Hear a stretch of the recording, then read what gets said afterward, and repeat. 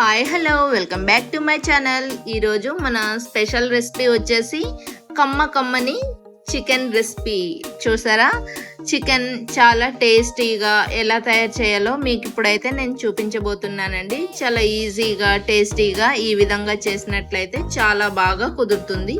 మీరు కూడా మీ ఇంట్లో ఒకసారి ట్రై చేసి ఎలా కుదిరిందో కామెంట్లో తెలియచేయండి. ముందుగా చికెన్ని ఇలా తీసుకొని శుభ్రంగా కడిగి చూడండి, చిన్న చిన్న పీసులే ఉన్నాయండి. ఇలా తీసుకున్నటువంటి చికెన్ని శుభ్రంగా కడిగేసుకొని ఇందులో పసుపు, కారం, అల్లం వెల్లుల్లి పేస్ట్, ఉప్పు అన్నీ వేసుకొని ఇలా గంటెతో కలుపుకుంటున్నానండి. చూడండి, ఇలా ప్రతి ముక్కకి కూడా ఈ మసాలా అంతా పట్టే విధంగా కలుపుకోవాలి.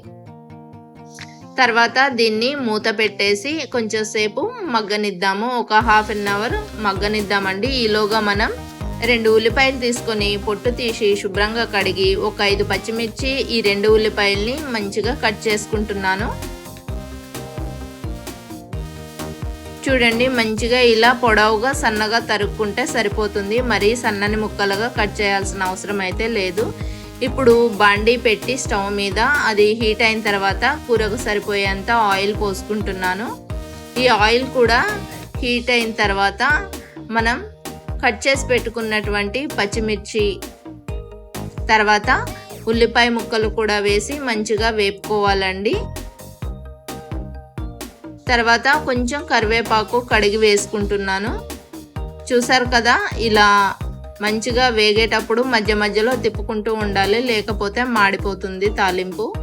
ఇప్పుడు కొంచెం వేగిన తర్వాత ఇందులో మనం మసాలాలన్నీ కలిపి పెట్టుకున్నటువంటి చికెన్ వేసేసుకోవాలి. ఇలా వేసుకున్న చికెన్ని మొత్తం కలుపుకోవాలండి. తర్వాత మూత పెట్టి ఒక 5 నిమిషాలు ఉడకనివ్వాలి. మధ్య మధ్యలో చూసుకుంటూ తిప్పుకుంటూ ఉండాలన్నమాట, లేకపోతే అడుగంటుతుంది. చూసారు కదా, మంచిగా ఉడికిపోతుందన్నమాట. ఆయిల్ అంతా కూడాను ఎలా బయటకు వస్తుందో. ఇలా కలుపుకున్న తర్వాత మంచిగా మళ్ళా ఒక 2 నిమిషాలు మూత పెట్టి ఉడికించుకోవాలి. ఇలా 2 నిమిషాలు ఉడికిన తర్వాత ఇందులో మనం టమాటాలు, ఒక 2 టమాటాలు అయితే కట్ చేసుకుంటున్నాను. మరీ సన్నగా కట్ చేయని అవసరం లేదండి. ఇలా నేను చూపించే విధంగా కట్ చేసుకుంటే సరిపోతుంది. ఒక 2 టమాటాలు.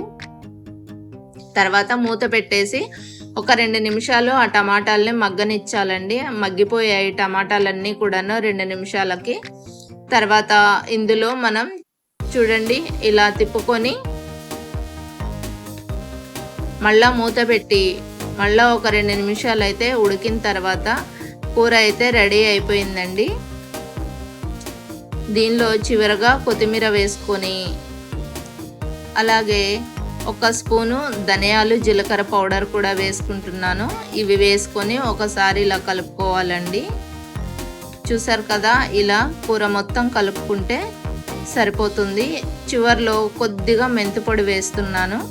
తర్వాత మూత పెట్టేసి ఒక 2 నిమిషాలు అలా సిమ్లో మగ్గనిచ్చినట్లయితే ఆయిల్ అంతా చూడండి ఎలా పైకి వచ్చిందో. కూర అయితే పర్ఫెక్ట్గా ఉడికిపోయింది. ఉప్పు, కారం అన్నీ కూడాను పర్ఫెక్ట్గా సరిపోయాయి. అలానే చికెన్ కూడా మంచిగా ఉడికిపోయిందండి. అంతే, సర్వింగ్ బౌల్లోకి తీసుకొని సర్వ్ చేసుకోవడమే. అంతేనండి. నా ఛానల్ అయితే సబ్స్క్రైబ్ చేయండి. Thank you for watching.